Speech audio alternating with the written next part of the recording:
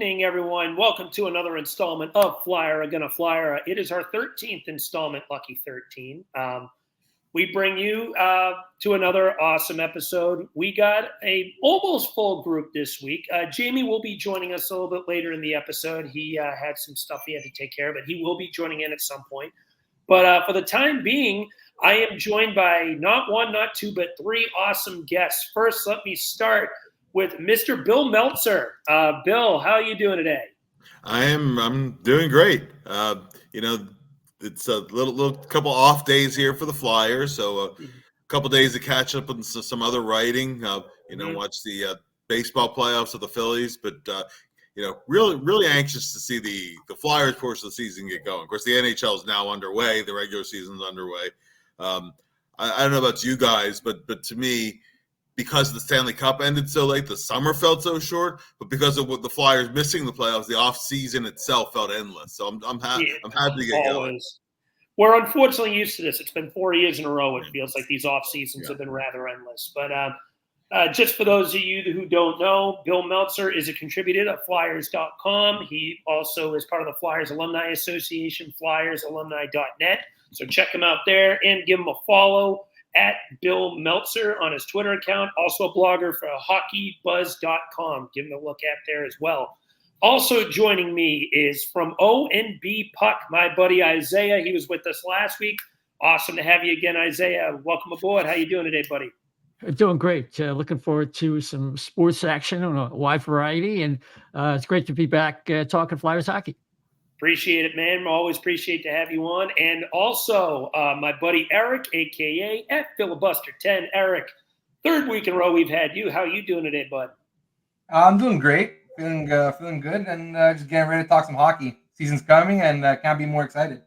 Boys, we're in the home stretch. We're rounding third, heading to home to put a little Phillies innuendo in. I think it's a little warranted for what's coming up for the Philadelphia Phillies. I'm actually a Boston Red Sox fan myself, but I would like to see most of the Philly fans be a little happy with their run. So no, that's going to be exciting for you guys. But anyway, back onto the main topic. We got some Flyers hockey to talk. We are now at the end of the preseason. We had a few more games that came through, and roster looks like it's almost set. However, before we move on to anything, I want to give a little bit of a end of the preseason recap, see what everyone thought about it. So, Mr. Bill Meltzer, I'm going to start with you today. What do you think of the Flyers? How do you think of the state of the team? And what was the final preseason standouts for you? I think that the team is essentially where they left off at the end of last season. I think they're still a bubble team. I think if a few things break their way, they could potentially get a few more points than last year. So maybe get to about 90, 91, 92 if they really take a little bit of a step here. I don't know where the cutoff is going to be for the playoffs this year. I think it's going to be a little higher than last year. Last year was exceptionally low. I think it could be about 93, 94 points. I don't know if the Flyers are going to get there. If they're going to get there, and we can address this further a little bit more, I think the goaltending is the number one thing that worries me a little bit. I think that they'll score a little bit more. I think the power play will be at least a little bit better. There's nowhere to go but up anyway. But to me, it's a long stretch to even get to 20% from where it was a year ago. But even just where it's not killing you, even if it's about 18%, where you're still going to be near the bottom of the league, but at least it's not going to kill you. That's a step forward. Obviously, we're all looking forward to Matvei Michkov. So that'll be really exciting. I generally like the group of forwards. I don't know about the depth necessarily, in case you have some injuries. That still concerns me a little bit. Big takeaway for the preseason for me is that it was kind of a mixed bag in the preseason. Obviously, watching Michkov day in and day out, being privileged enough to watch him in the scrimmages, watching him in practice, and then watching him in the games, he really looks like the real deal. I expect they're going to be the usual rookie up and downs for him. That's just par for the course for a 19-year-old. I think there'll be some points in the season where he's going to have to battle through it a little bit. That's just everybody goes through that. Bedard went through that, even aside from injuries. It's just the nature of the beast. But it's really going to be fun watching him develop. The center depth on the team, I think the depth is okay. I think they have 4 NHL centers between Couturier, Frost, Paling. Right now it's Luchanko. I mean, they're deep enough right now that Noah Cates looks like he's going to start the year as a healthy scratch. He's never been scratched. Since he's been in the NHL, he's never been a healthy scratch once. And since John Tortorella's been the coach, he's never even been benched within a game. So that's a player who, and we'll see how guys go in and out of the lineup and whatnot.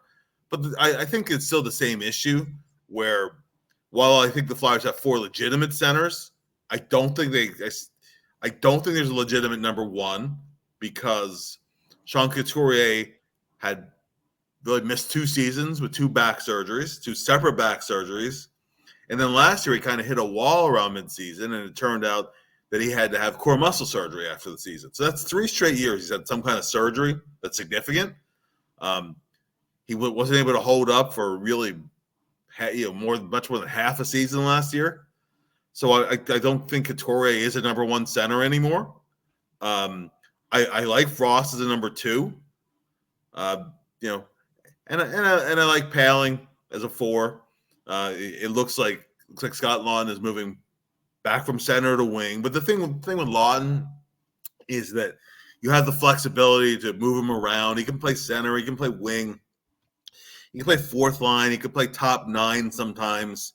That's part of the versatility that he brings, as well as leadership. So, it's okay. It's an okay group, but you don't really have that real frontline top end center in his prime, or just about in his prime, that I think you really need to be. This is a playoff team, so that's why I kind of still think they're on the cusp of it.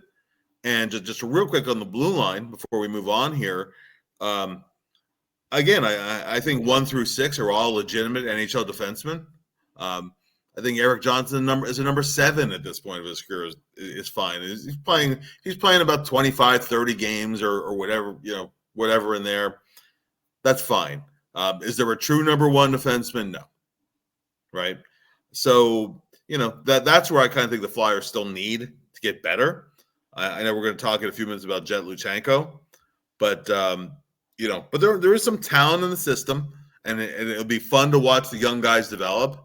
And whether they get in it or not, there's a lot of variables. So, thank you, Bill. That's a very good analysis. I agree with a lot of that. I'll give you a little bit of a breakdown when it comes to me. Isaiah, how about yourself? What do you think? Final takeaways from the preseason?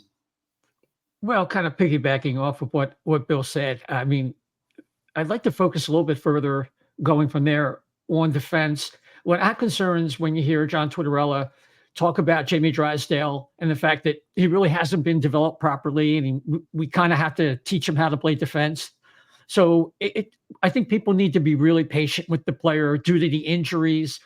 And, Anaheim's done a pretty good job with a lot of their defensemen. So if maybe he wasn't, if their coaching wasn't what he needed, and we have a lot of confidence in Brad Shaw, but I would look for some early season struggles from Jamey, and be, make that acceptable, and be have some forbearance with that, because he's coming back from the injury, but beyond that, this is really now his first training camp, and he's getting ingrained in the Flyers system and the way they want to play.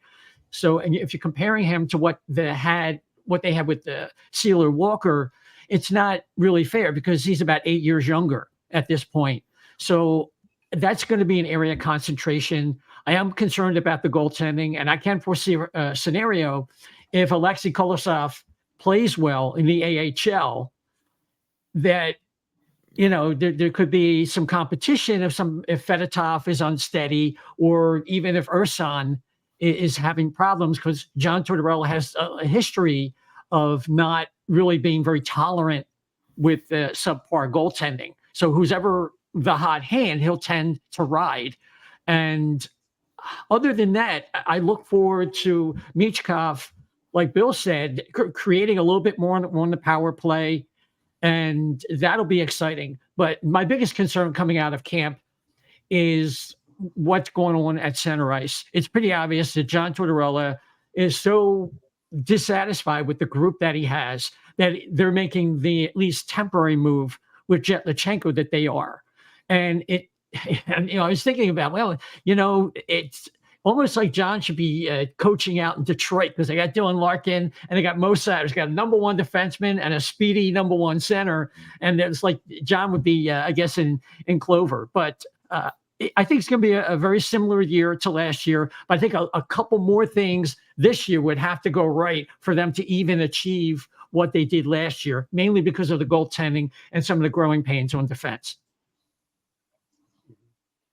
Good points. Good points. I agree with a lot of that, especially when it comes to things that are going to have to bend their way. They one major luxury they had last year was a certain goalie that they had in net up until January. That's no longer with us. So it's going to be a giant question mark. And then obviously what you're going to have down the middle is going to be big too. Eric, how about you? Let me hear what you got to say before I give my take.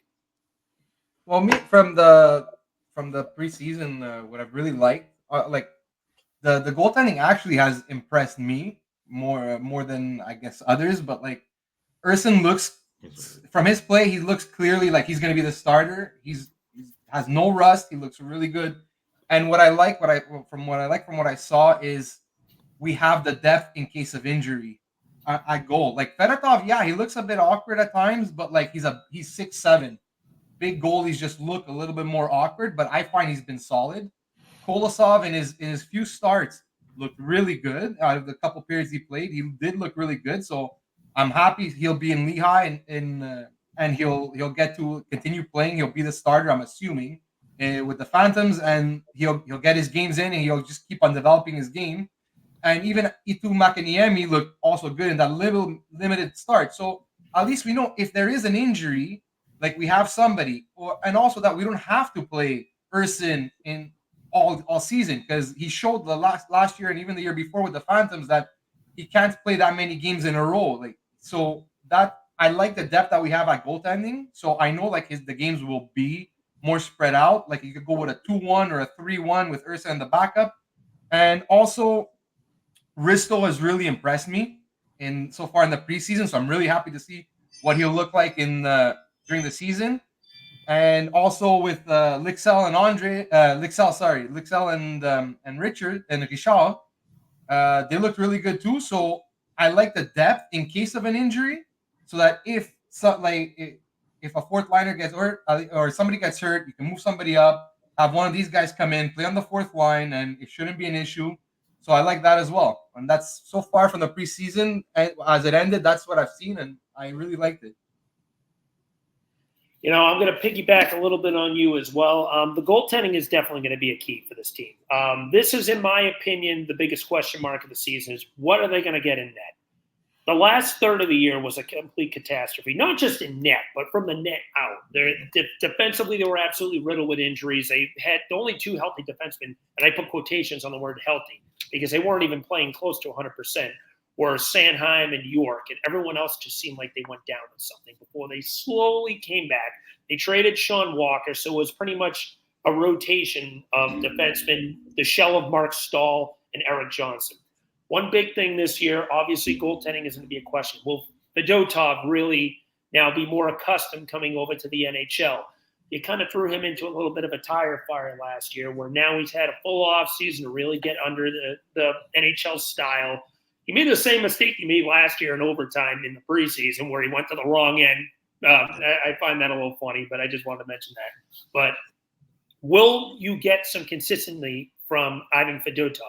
Because I wonder how long of a leash they're actually going to put on him before they think, okay, if Kolosov's playing well enough, you can bring him up. Samuel Urson looked good. He looked like the Urson we saw from, say, November to about February, who played pretty damn good, consistent hockey, wasn't really run into the ground until probably around that mid-February mark when the top wheels started coming off.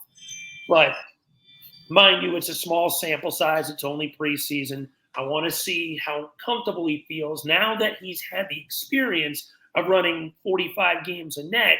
Will he be able to now kind of custom a little bit more to that 50-plus game schedule? I think Urson's going to get probably 60% of the starts, give or take, depending on how well Fedotov and maybe even Kolosov plays. Another thing I want to mention is their decor. I agree with Bill. This team does not have a true number one, but I think they have three guys who have at least the potential ceiling of being a number two. I think Cam York is going to be massive this year. I think he is going to need to take another step forward in his game if this team wants a real chance to make the playoffs. He was phenomenal last year, in my opinion. In my opinion, he was their best defenseman. He started taking that role of that Iron Man, eating up 24, 25 minutes a night. He played practically the entire season. He played through injury, and that's something that needs to be stated. He is someone that this team needs to rely on consistently to be able to eat up those big minutes and be that first pairing defenseman. I think, in my opinion, him and Drysdale have the highest ceilings on this team, but Cam York is the guy they're going to hone into the most because he's been here longer. He's adapted now to kind of taking that Ivan Provorov role of being the Iron Man, of getting those types of minutes, and him potentially taking another step in the development of his game. I also agree with Eric. Rasmus Ristolainen has looked very well this preseason. And it makes me wonder, with the logjam that they have at defense in the minors with Adrane, Hunter McDonald, maybe not Ronnie Attard as much anymore, and eventually Oliver Bonk, could that be something that you sprinkle of, hey, we got Ristolainen here, he looks good, and is anyone maybe who's defensive needy, maybe like a Toronto or something like that, might be interested in acquiring a defenseman like him? You could be building up the value for a guy like that. The Flyers do have some prospects that might be ready sooner rather than later, and there really isn't much of a path. So that could potentially lead not only to a path to bringing up a guy like that later down the line this year, but maybe next year as well, when you might want to make a splash in free agency, when you need to open up some cap, which they're not going to have quite as much of, but that's for another day. Agreed with the centers. It's nerve-wracking. I don't think Sean Couturier is number one anymore. I don't even know if he's a number two anymore. We'll see how that goes. I am a little concerned. I went to that Boston game live, and he did not look that good, in my opinion. He looks slow. His mind is still there as that two-way defenseman that he's been so well, but he definitely didn't quite have that burst he had in his 20s. Mind you, having that many surgeries will happen to a guy. Yeah. But, yeah, Frost looks like a good number two defenseman, but the talent in this team comes from their wings. They have five guys, in my opinion, who have the talent of a top six winger. And Farabee, Forrester, Tippett, Konechny, and Michkov. That's a luxury. You have some talent at the wing. And now maybe Scott Lawton, maybe even moving over to the wing too, a veteran like that who can play bottom 6 minutes, that could be a luxury as well. This team's going to have to play with the skill set of their wingers. They're going to, Konechny's going to, in my opinion, going to have to take another step forward and actually stay healthy. And then you look at a guy like Owen Tippett. I hope he can hit the net consistently this year. He's got a great shot first mentality, but he had one shot in that Bruins game that was point blank in front of the net. I think he was on the power play that made me want to pull my hair out. Yeah. They're going to need to get a lot from their top six wingers this year if this team's going to be good. And to finally end it, the penalty kill. I want to see if that penalty kill is going to be as good as it was in the first 3 quarters of the season. Because the wheels kind of came off towards the end of the year. Mind you, everything did. But will Bradshaw be able to have this team playing as well as he did on the PK last year? Will they still have that aggressive mindset? Will they have anything even close to the amount of shorties they had last year? That's all a we'll see. But I think this team is going to be a little bit better than last year, but I'm not 100% sure it'll be playoff berth worthy. I've been kind of back and forth on this. We'll see. But I do think I see them taking a slight step based off what I've seen in the preseason. Does anyone have any ending thoughts, though, before we move on to I if I could. The thing about the defense, I think last year their actual best defenseman they had was Sean Walker. And I believe it had more to do Well, that says so. It says so statistically, but I think it's more to do with a very unique, maybe a very special kind of one-time synergy he had with Steeler, and I think that is something they're really going to miss. I think we're going to we'll appreciate that as the season goes on, and I'm hoping that one of the other pairs can establish a very similar kind of synergy because they were just fantastic last year. And that as much as anything raised his value to get him that first round pick. That and Ryan Johansson, but that's a whole other story. But I do think that feeds into the other concern with the goaltending because again, there is a there's an interdependence there. So it's going to be an interesting watch. That's for sure. That's a very good point. That Sealer Walker unit was stuck together like glue until they inevitably moved Walker at the deadline. Bill, Eric, do you have anything else to add before we move on? Oh, I'll just jump in with a couple thoughts, and then Eric, I'm not going to stretch it out here. I'll say first of all, in regards to the wingers, there's a ton of potential there. I would be disappointed if Tippett doesn't get his first 30-goal season there. He's been knocking at it, right? If he has a really good year, is 35 possible? I think it's possible.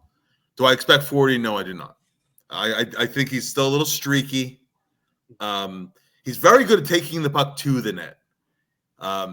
He's not great at going to a spot like for a one-timer and getting open for somebody. He really likes to get the puck and carry the mail himself, and that's great. He does that really well, but that's not always easy as line mate to play with. For some reason, he and Frost just seem to have a good chemistry together. But I'd really like to see Tippett be a guy who gets himself open and gets some goals in close. Not just always just of his own making. And then I think maybe you could talk in the 35 plus realm, but I'd want to see it first. Forster, I expect more than he got 20 as a rookie last year, but he also got 20 with the Phantoms the year before that. And actually, Denwye actually had more goals than he did. Both of them were in their first year. I love Forster on the walls. I like him as a two-way player. I think he can score in the realm up to about 25 goals. But he also had long stretches where he didn't score, and I'm not sure that he's entirely on the other side of that yet. No matter who he plays with, if you could get 25 out of him, so you're already talking. Maybe 4 or 5 more goals out of Tippett, up 4 or 5 more goals out of Forster. So I think there's potential in there. But we'll see what Michkov gives them. So I like the potential there, but I'm not penciling anybody in for anything like that yet. I want to see it a little bit into the season. Real fast on the defenseman, I actually voted for Cam York for the Barry Ashby. He didn't win. Travis Sanheim won it, and I understand why Travis won it. Also, we forget that Travis was 2 seconds per game off of leading the NHL in ice time through the first quarter of the season. He was probably playing a little too much, but he'll still give you about 21 solid minutes a night most nights. I don't think he's a number one. I do like him. I do like him on the right side. That enabled York to move back to the left. I think they developed pretty good chemistry together. I think the one thing I'll say about Sean Walker was the Flyers improved so much last year in terms of creating breakouts and attacking off the rush with speed. Walker was a huge part of that. Walker's just kind of average defensively. He is. He's all right. But Sealer just blocked so many shots and really played, not against teams' top line necessarily, though he was playing in the top 4. But, teams' middle lines, he was so reliable against those guys. He did have the foot injury last season that kind of hampered him in really into the stretch drive. He came back late in the season, and he was battling through it a little bit. It would have been nice to see him fully healthy. He's battling through something again right now. Thankfully, there's a week to go until the season starts. But the thing is, the guys who block so many shots and play that physical style that he typically plays, they can be a little bit injury prone. So I'm hoping it's another generally healthy year for him. He knows what he is as a player. I think he plays an important role on the team. And just real fast on Rasmus Ristolainen, because I'm going to circle back to him a little bit when we get to Luchanko for a reason. Playing him on that third pairing, and actually the work that Bradshaw has done with him to tweak his style of play a little bit. Because the way he was in Buffalo and his first year with the Flyers, he was the top hitting defenseman in the NHL, but he was so off and out of position that it was costing them as many goals as it was saving. He really played a lot better within himself starting last year. He wasn't healthy nearly enough last year. He missed so much of the year.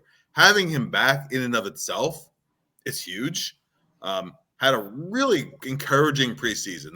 That to me was one of the big positive takeaways, and I really like him in that third pairing role.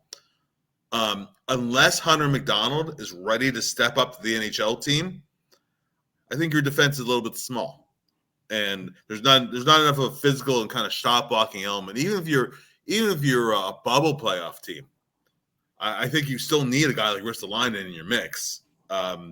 So, could he get traded at the deadline if the right deal comes along? Yeah, he could. He could, but I think he's kind of become a player that Tortorella and Shaw lean on.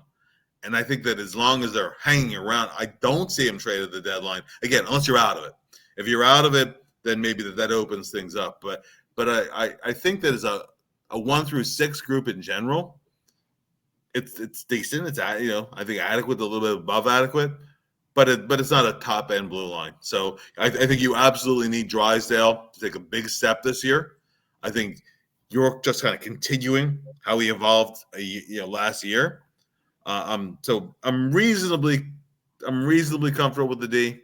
And the last thing I'll say on the goaltending, Ersan definitely had a great preseason. That to me was one of the most encouraging things, because he really did look like he looked from December till a couple weeks after the All-Star break. I'm not sure what they have in for the top. I'm still not sure. And my concern is that the blocking style goalie is not in vogue right now. Mm-hmm. And I do worry sometimes that nobody looks awkward. You don't have to be pretty. You just have to stop the puck. But I just think he still commits a little too early. I still think there's so many moving parts. He's sometimes such a big goalie. There's a lot of moving parts. So there's a 5-hole. There's some recovery issues sometimes. If he is over aggressive and taking away net, then can he get over to the other side? And I thought it was kind of a mixed bag in camp. So we'll see how that number 2 role plays out. He is signed this year and next. So I think the preference is to run with him for a while. The way of the NHL these days is you need at least 3 and sometimes 4 goalies in a season. So I think Kolosov will get his games. I think Makiniemi will see some games too. So it's only with the Phantoms. And Cal Peterson, unfortunately for him, unless there's some injury with the Phantoms, I think they really want to try to go with the young guys if they can. Yeah. So, you're probably not going to be able to move him. So he's kind of the third goalie with the Phantoms right now. I think we'll see how that plays out. But I think that unless there's some kind of injury issues, they go with the younger guys, and Cal kind of plays it out here. And I don't know.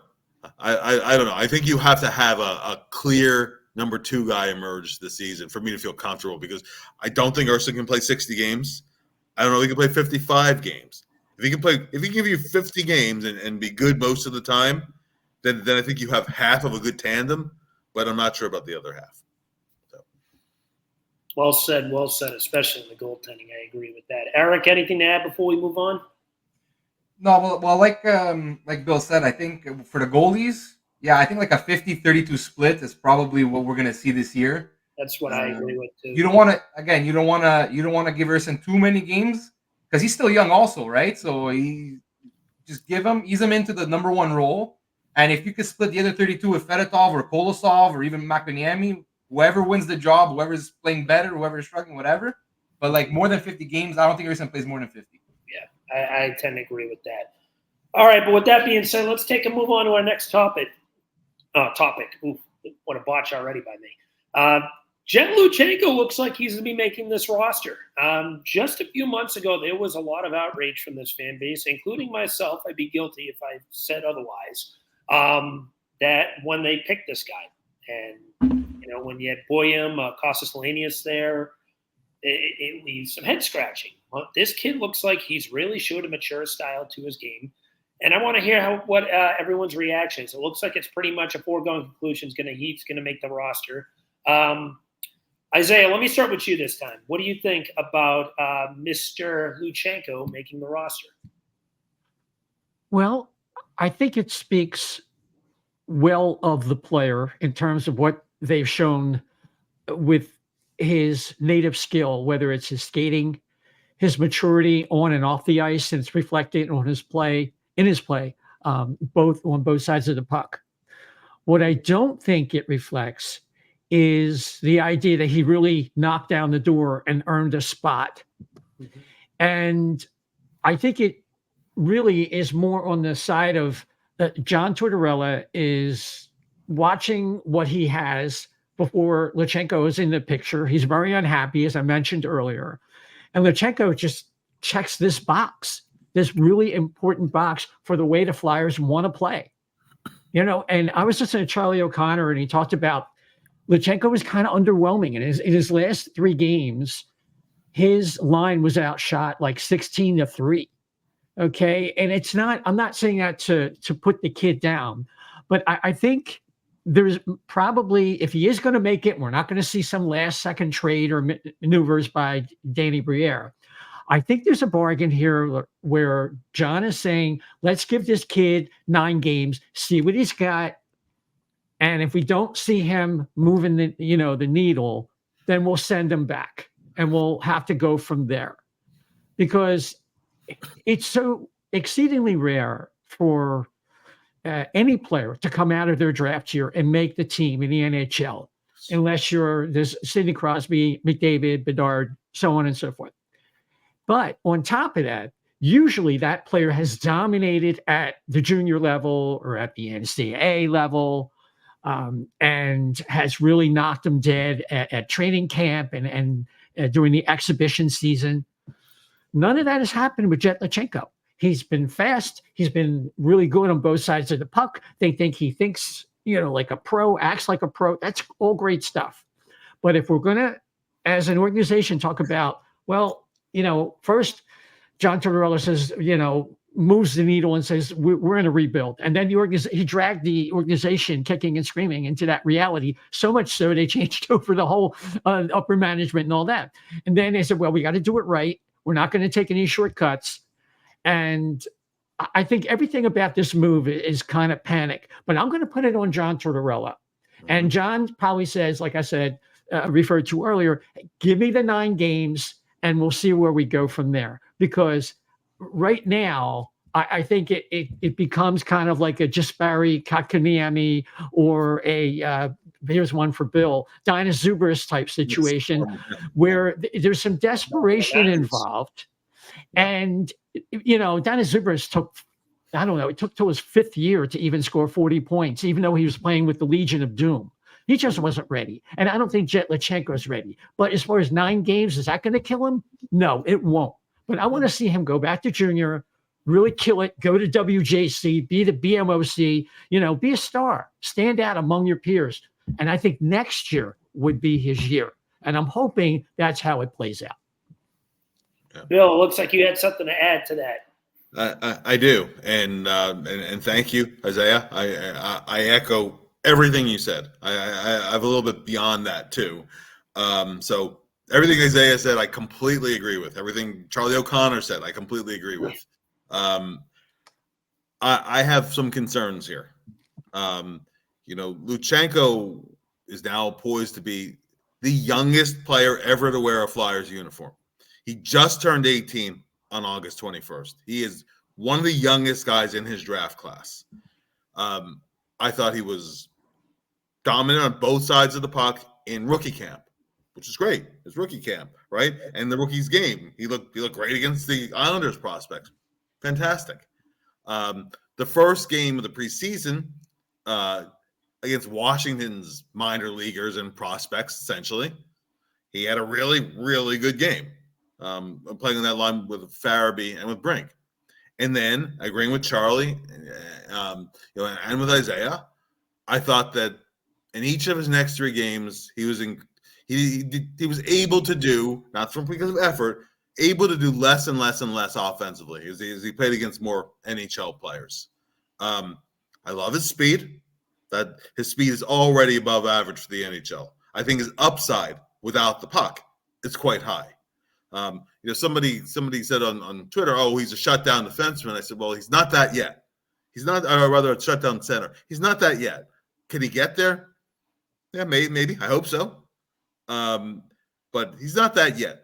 A true shutdown center is a Bergeron. I mean, Couturier was that right off the bat at 18.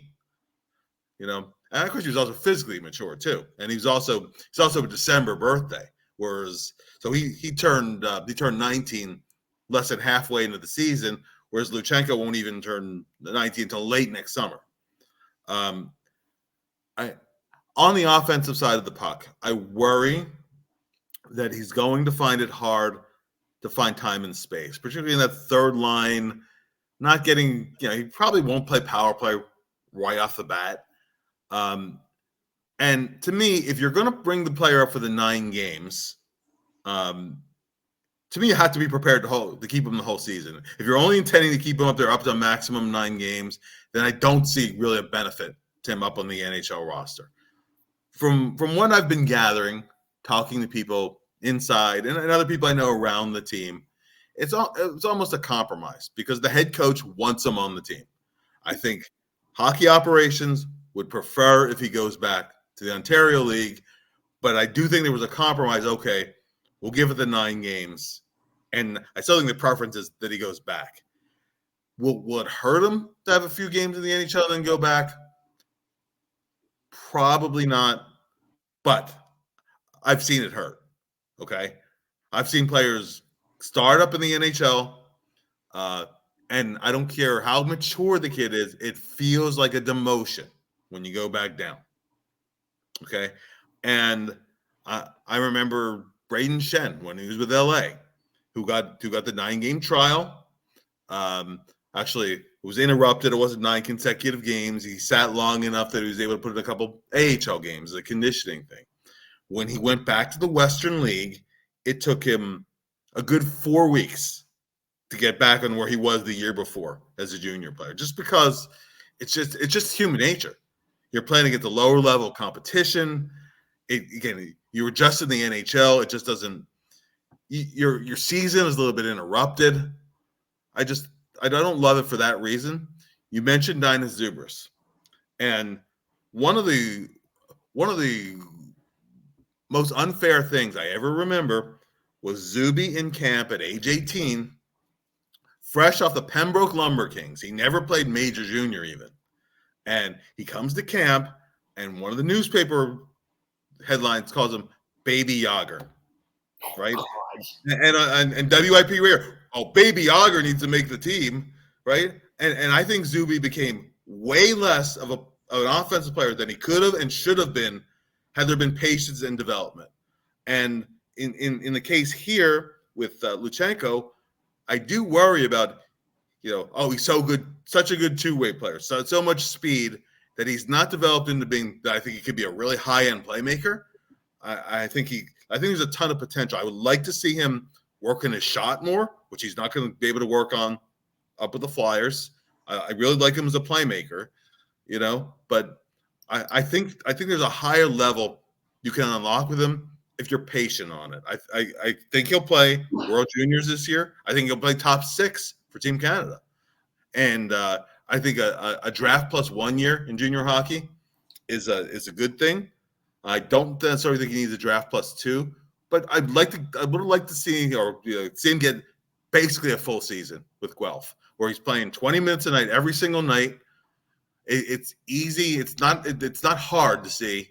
a situation where he's in the NHL for 4, 5, 6 weeks. Points are hard to come by. So he plays conservatively as a defensive guy. And all of a sudden he's playing 10, 11 minutes a night. I don't know that that's what's best for him. And sometimes a guy right in the NHL, I mentioned Zubris, a guy right in the Flyers right now is another example, Rasmus Ristolainen, because he was drafted high in the first round by Buffalo, and Buffalo made the unforgivable developmental step of sticking him right in the NHL and putting him on their first pair at age 18. And I don't think Risto ever was developed properly. And now finally that he's with Brad Shaw, he's really kind of learning what is, he knows what he does well, but he knows what limits he has to play within. I don't want to see, on the flip side, I don't want to see Luchanko too limited.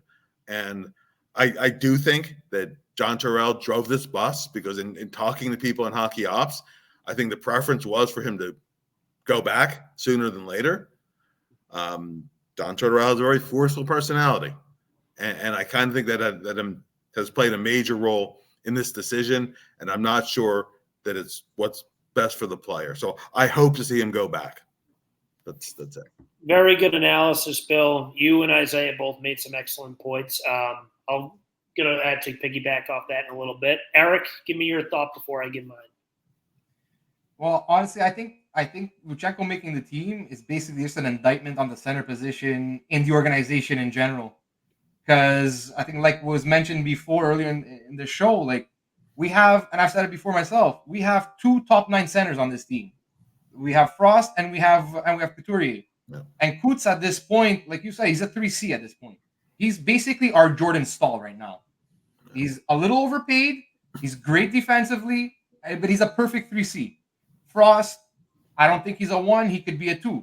But after that, like Lawton, I've never liked Lawton at center unless he's on the 4th line. Paling is a 4th line center. We have nobody in the system. So you're kind of forced to bring him because even what little he showed in the preseason offensively, because I thought defensively his 200-foot game was great in the preseason. And to tell you the truth, I even he had a great game against Washington. His second game was he slowed down a little bit, but I thought his third game he was actually really good. It's just he couldn't finish, and like his teammates couldn't finish either. But I thought he had a pretty good game that game too. And look, I personally would send him back. I wouldn't have even kept him for the 9 games, but I'm not opposed to keeping him for a few games. Even if you just take him on the road trip, make him play 4 games, and then after that maybe send him back. So don't even give him the full 9. What I'd like Luchanko to do, and what I hope maybe Danny Bear has done with him, is basically sit the kid down and be like, listen, our plan is to give you a taste of the NHL. Look, and you find out what you have to work on, and you work on it in the OHL. Okay, like what am I good at? What am I weak at? This is what I have to work on, and you go do it in the OHL. Go dominate, go play 25 minutes a game, and then come back next year, and you're almost guaranteed a spot. That's the way I think. And you know what? They'll give him like now. If he blows us out of the water, like in those 4 games, maybe you keep him a little longer. But personally, I'd rather just keep him for the 4 games, the road trip, then send him back, see what you have to work on. And then, you know what? We're not trying to we're trying maybe to compete for a playoff spot, but like even if we would make the playoffs, we don't have the team that could actually go far. So I'm like, you know what?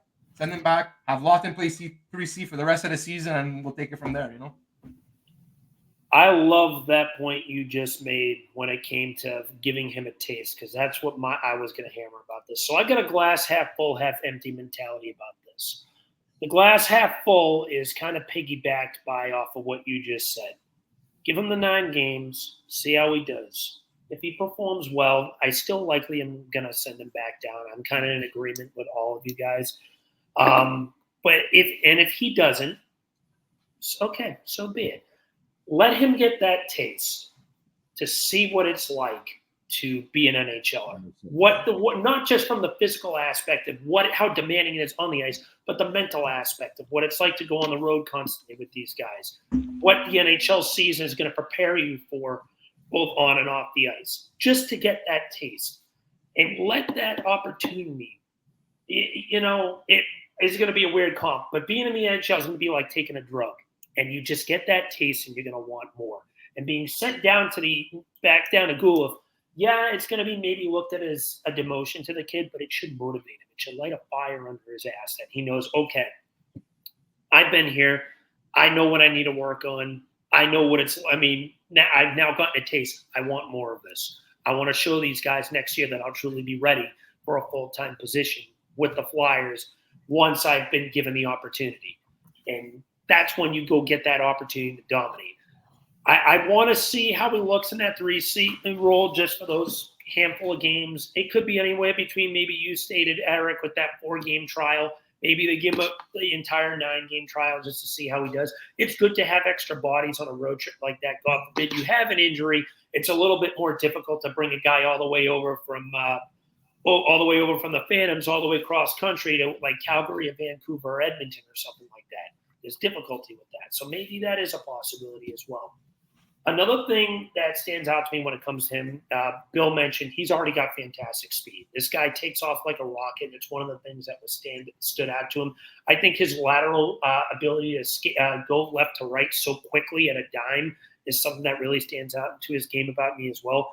He had a really, really good combine too. I think I've mentioned this on prior shows too, but his grip strength and how strong he is when it comes to that is absolutely incredible. I think he was at the top of the entire draft when it came to his grip strength and his ability to hold on to the stick, not get stick lifted, not lose his handle on the stick. Small things like that get noticed, especially by a guy like Tortorella.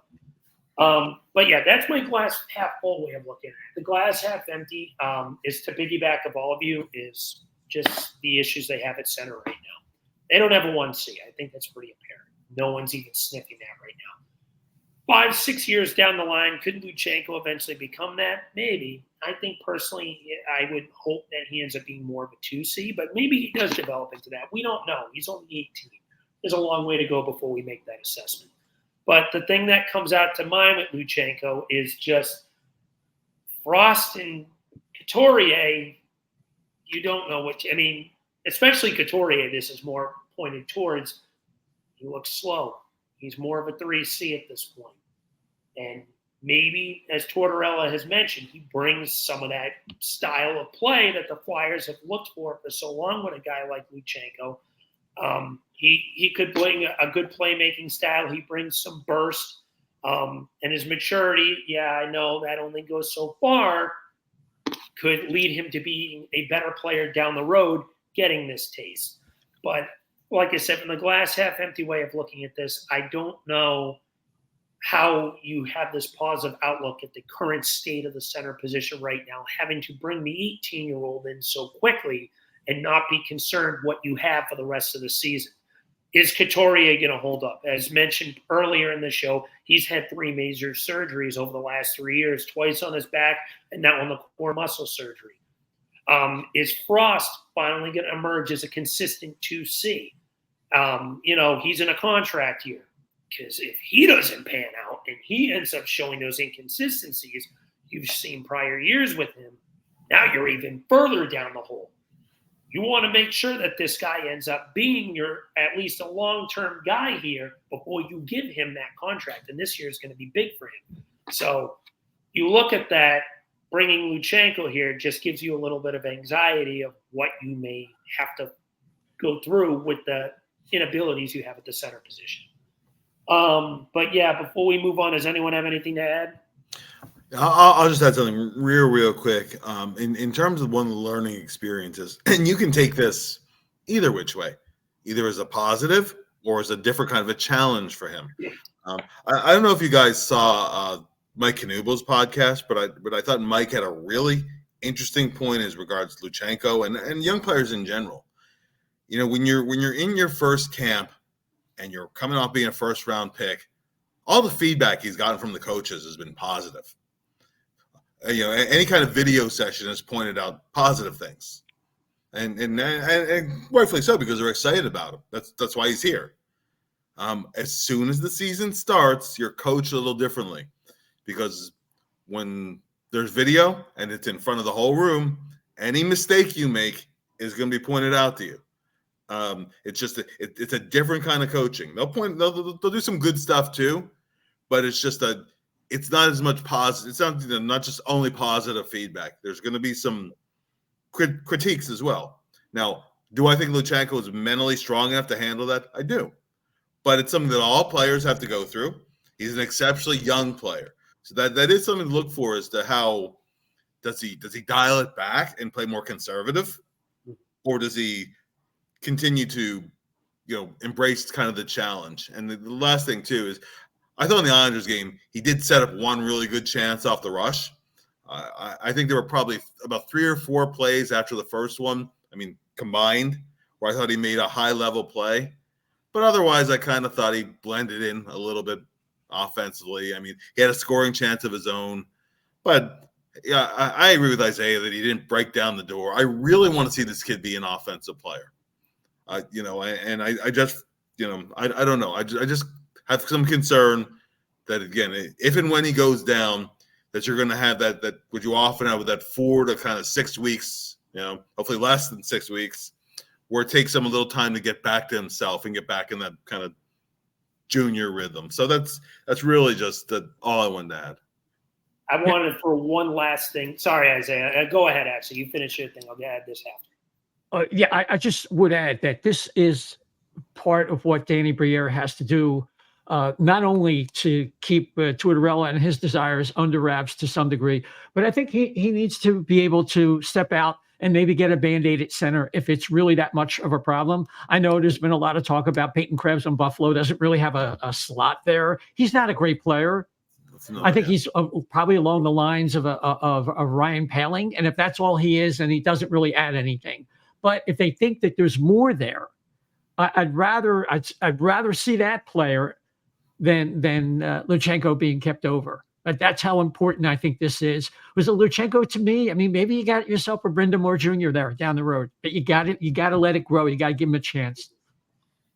You know who this Luchanko situation kind of reminds me of? Last year, the Bruins had something similar with a player like Matthew Poitras.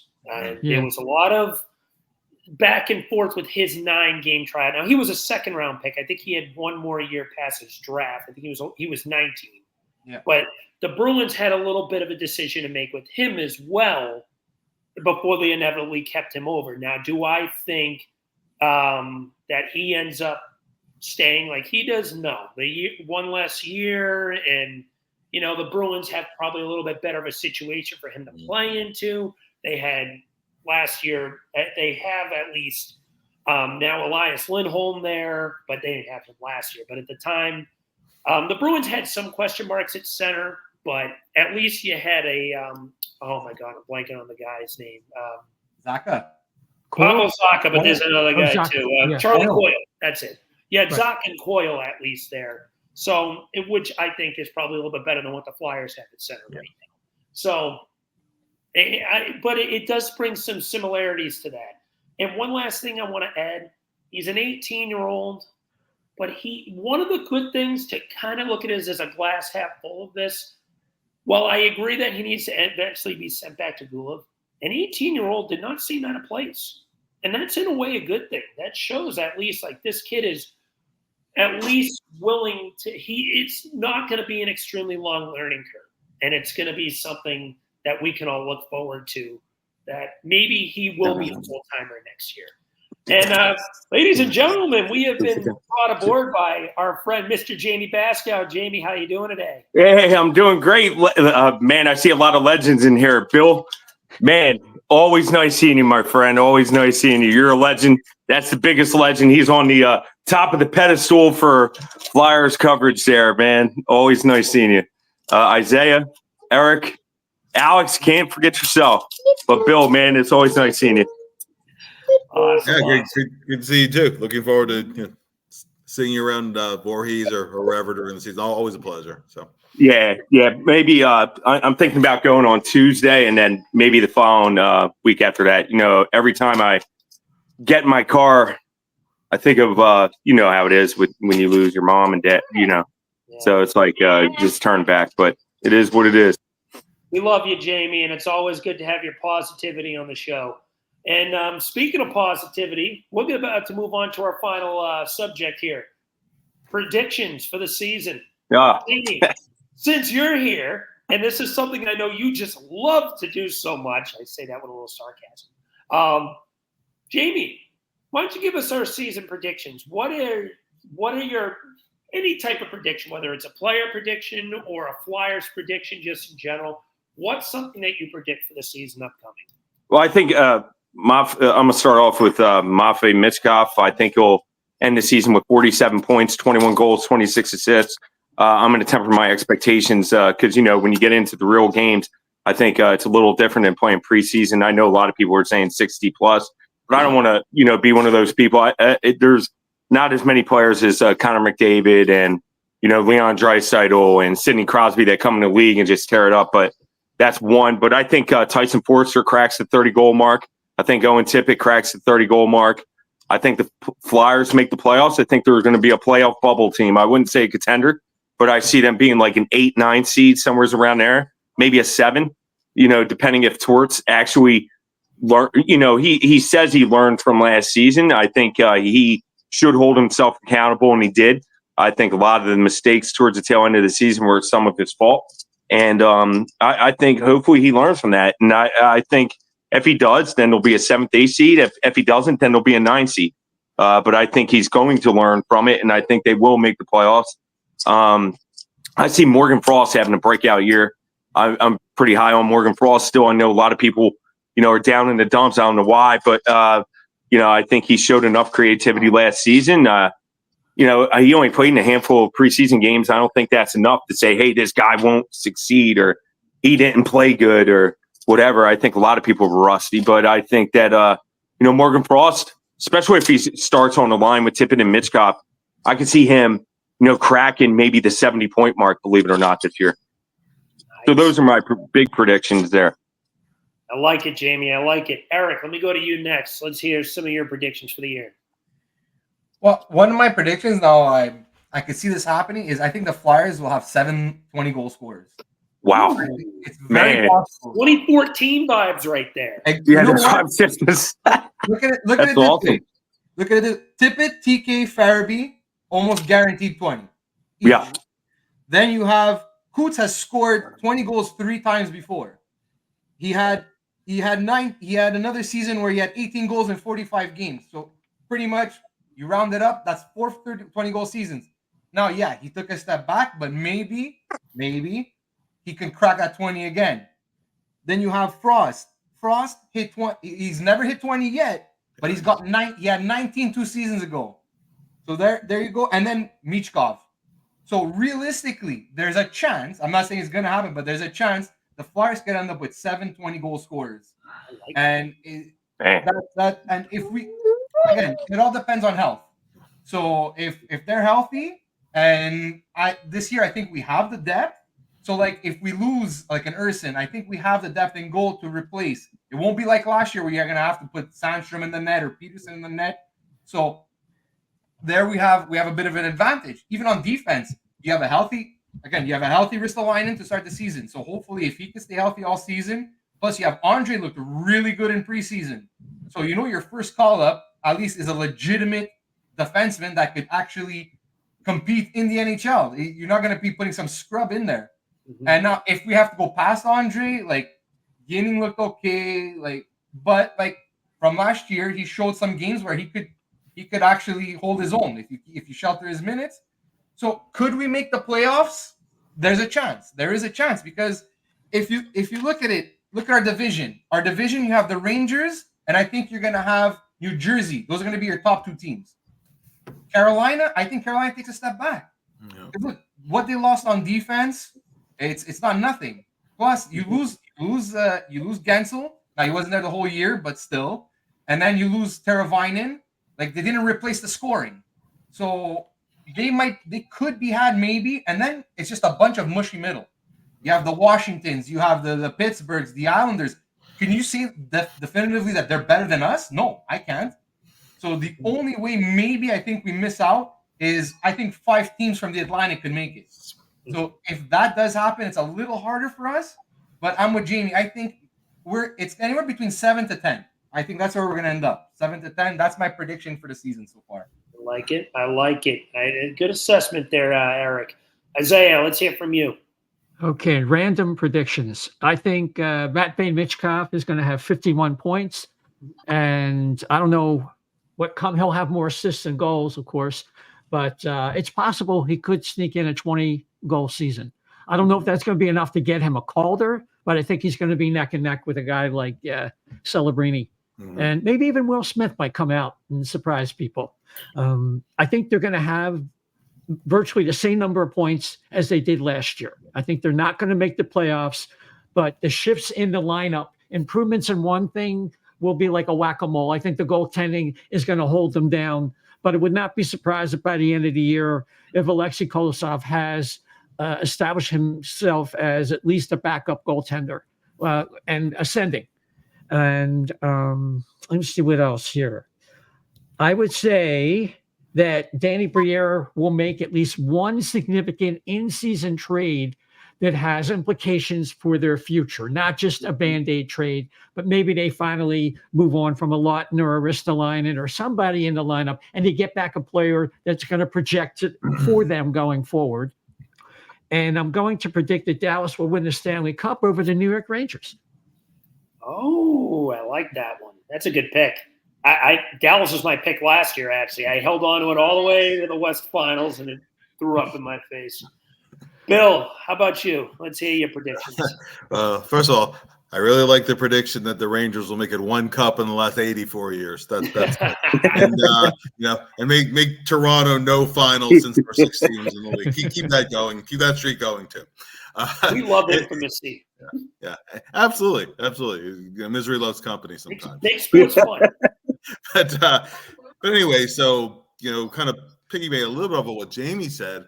I think people don't realize that season before last, Frost led the team in scoring over the final 2/3 of the season.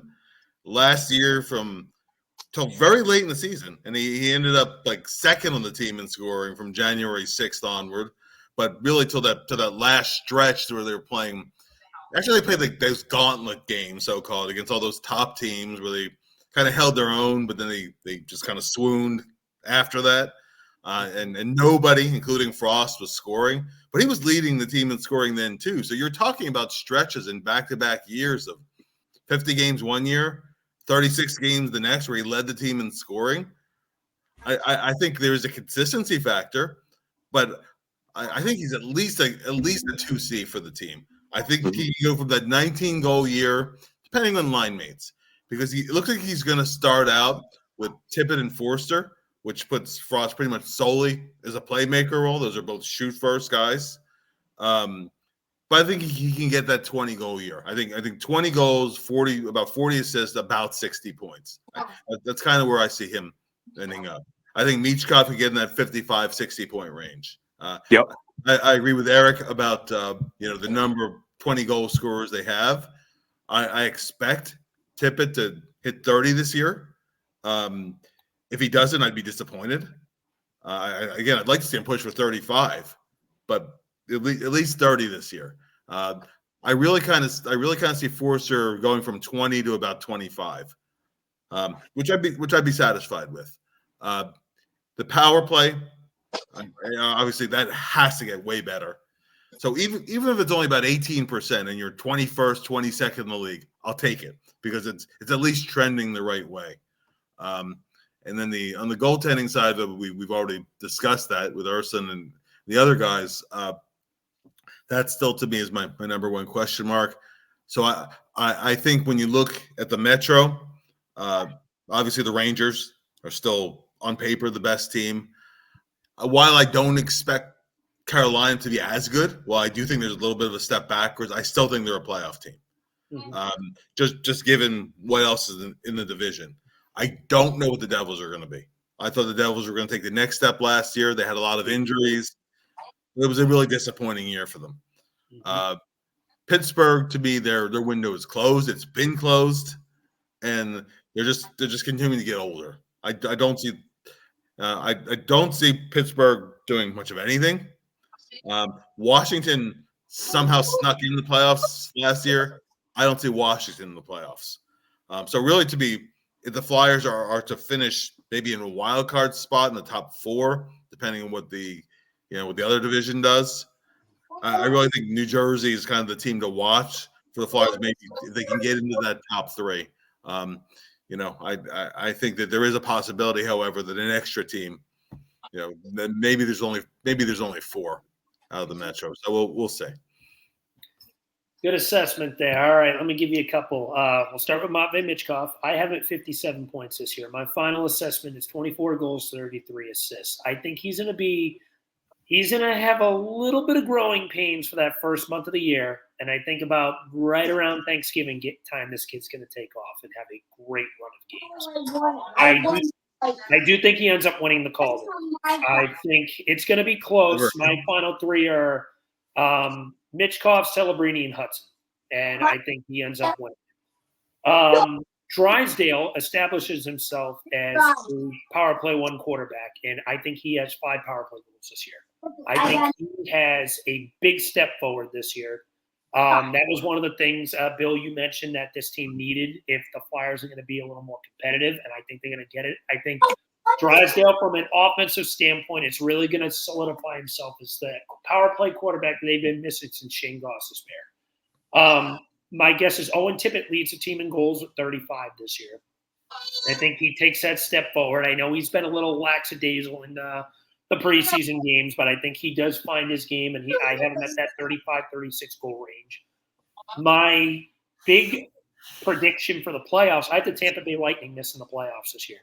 I think they're going to fall out. Yep. The Tampa Bay Lightning are going to miss the playoffs this year. They're going to make that, finally going to have that step back. Excuse me. Oh, man, just choked on saliva. But they're finally going to have that slight step back that people have been predicting for a while. I think losing Steven Stamkos is going to really rear its ugly head for this team. And I don't think they have the depth that they used to have. Tampa misses the playoffs this year. And I think the Flyers and Red Wings are the newcomers for the playoffs. I think those 2 teams end up making the playoffs, as well as New Jersey, technically. So technically I have 3 newcomers, but out of the Eastern Conference. But I think the Isles fall out. I think Tampa falls out. And obviously Washington, which is the worst playoff team I've seen in who the hell knows how long, falls out. That team was an embarrassment. I have no clue how that team made the playoffs. Not to poke fun at the Washington Capitals, but that series they had with the Rangers was one of the most lopsided things I've ever seen. But anyway, they stunk. But one other cool prediction I want to make with the Flyers, I think Tyson Foerster is going to get some Selke recognition. I don't think he wins it. I don't think he'll be a finalist, but I think he's going to be hovering around that top 5 Selke consideration. His 2-way game is going to take another step this year. I think he's going to get at least 1 first-place vote this year. That is a bold prediction I'll make. Do I think he wins it? No. Do I think he'll be a finalist? No. But I think Tyson Foerster will be at the bare minimum top 10, sniffing top 5 of the votes. And my cup team as well, to piggyback off Isaiah, I have as well the Dallas Stars. I think I had them beating – who was it that I had? The New Jersey Devils. Dallas over New Jersey is my pick. Wow. Same as last year. I'm going with New Jersey, and they get fixed over their issues because of their goaltending. But we'll see. Yeah, I got old and gray predicting San Jose for so many years. So obviously not reason. Right. Actually, you know what, Bill? San Jose's on the up and coming there. I think Mike Greer could go down as GM of the year. I thought they had a perfect offseason, to be honest with you. They're going to be good. I think they'll take a step up. I do. They're going to be good in a few years. Not yet. They got more growing teams. They need 2 or 3 more years of suckitude. But when that team has their core up and ready and end up filling all the other holes, they're going to be a good team. I agree. But we'll see when that time comes. But with all that being said, thank you all for coming. Another fantastic episode. I loved having you all on. Bill, thank you for coming on. I appreciate it. It was a pleasure having you on. As I stated prior, everyone check him out at his Twitter at Bill Meltzer. He's on hockeybuzz.com and flyersalumni.net. Check him out there. Eric, Isaiah, awesome to have you guys as well. You're obviously more than welcome whenever you can come on. And Jamey, as always, pleasure having my co-host here as well. Thank you for coming on towards the end. And with all that being said, thank you all for coming. It was another fantastic episode. We'll see you next week for another episode of Flyer Gonna Flyer. And with all that being said, let's go Flyers. Fire.